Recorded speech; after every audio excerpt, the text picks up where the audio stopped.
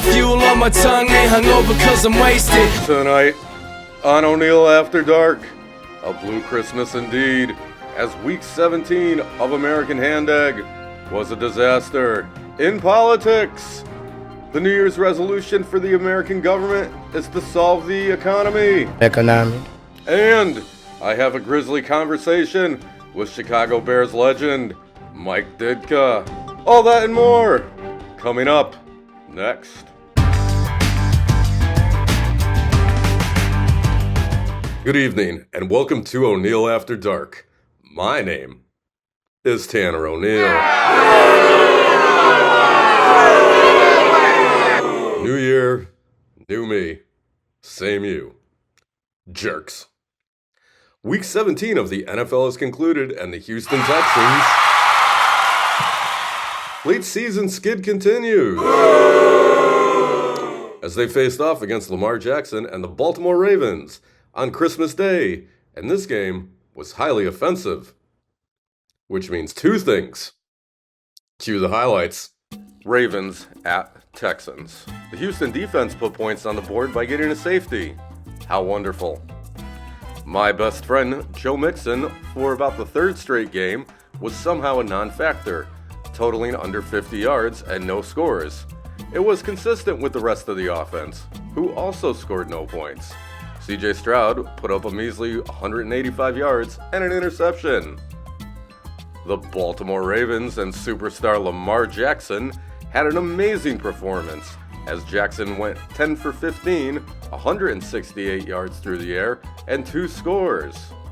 His best friend and man-beast Derrick Henry had over 147 yards rushing, along with 1 touchdown. And oh yeah, Lamar Jackson also had 87 rushing yards on 4 carries. Unreal. The Texans look bad. Get it together, fellas. On the bright side, at halftime, Beyonce sang some songs.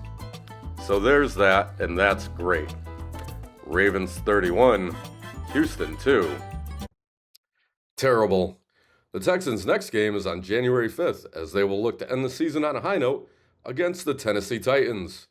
Check local listings for availability. Turning your attention to politics now, the American kind, and apparently there's an issue with federal spending.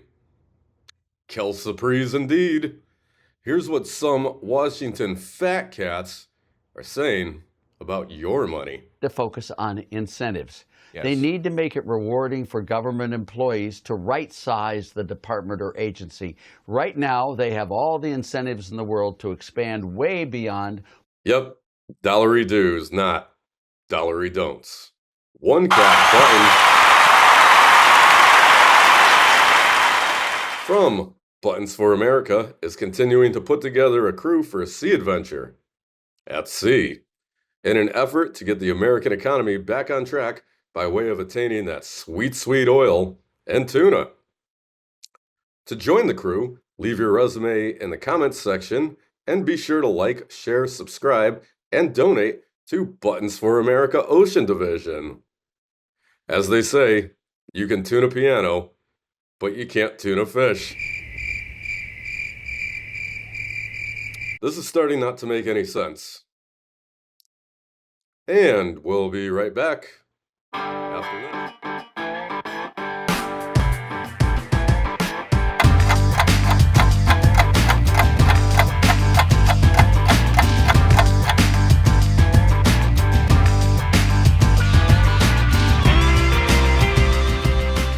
Welcome back. In local news, the town continues its holiday tailspin, as over the weekend a pack of gimps were seen lurking about the city square between the hours of 3 p.m. and 4 p.m. daily. Their intentions at this time are unknown. However, local authorities urge citizens to proceed with caution. Staying with local news, Leon the Walrus is still on the loose after escaping the local Maritime Zoo and Aquatic Center for Friendship and Excellence last August. However, we have received undocumented footage of what appears to be Leon and his alleged harborer / co-conspirator and town scourge, Lane Romansky, perhaps plotting their next caper. We must warn you, These images could be very disturbing.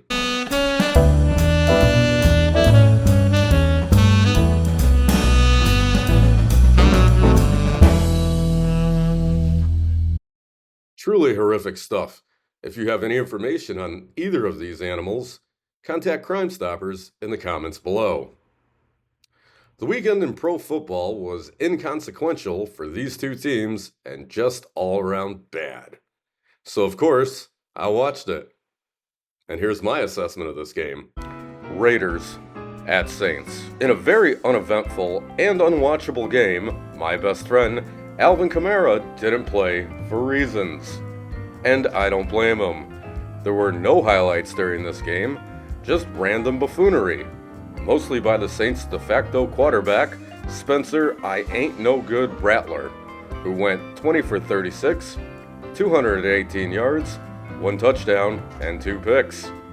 Saints organization, you got rid of Dennis Allen, continue the process, get rid of Derek Carr, and his dummy friend Rattler. Start over. Trust the process. A terrible game that featured terrible teams. Raiders 25. Saints 10. Let's move along. Terrific. Maybe even Tannerific. I can only do so much. This week I spoke with pro footballer, Hall of Famer, and all-around tough guy Mike Ditka and got his thoughts on some things.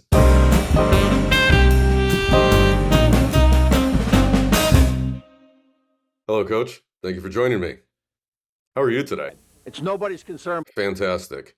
In your long list of achievements, Super Bowl champion, Hall of Famer, so on and so forth, what is your greatest accomplishment? What do you care? Wonderful. Do you want to talk about the Ricky Williams trade, perhaps? I don't want to answer any questions like that. Oh, well, that's fair enough, Coach. Just take it easy. We'll change the subject to the current state of the NFL. What are your thoughts on the competitiveness of play? Next. All right, Coach.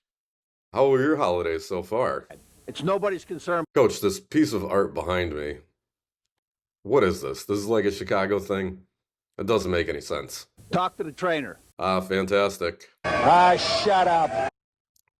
Jerk. Not very much fun, is it? Do you have any final thoughts or parting comments for the viewers? I'll see you guys.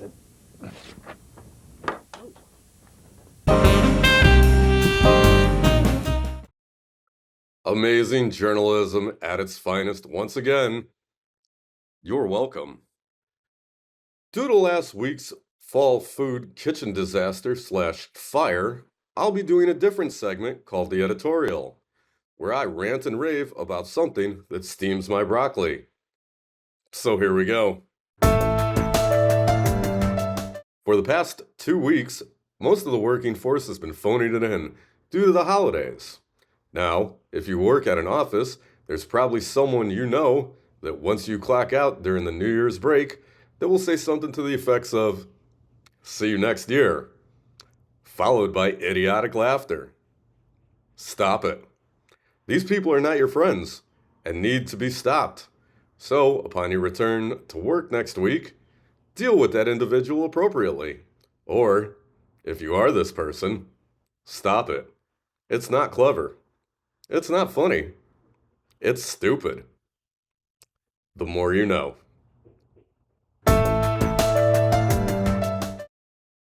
Fantastic.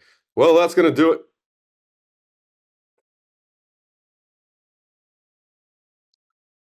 Right on time. And wearing a party hat. Because it's New Year's Eve or New Year's Day. I don't know. I don't care. Join us next week as we recap the final week of the NFL, along with more sports and broccoli. Thank you for watching ONEIL After Dark. My name is Tanner O'Neill.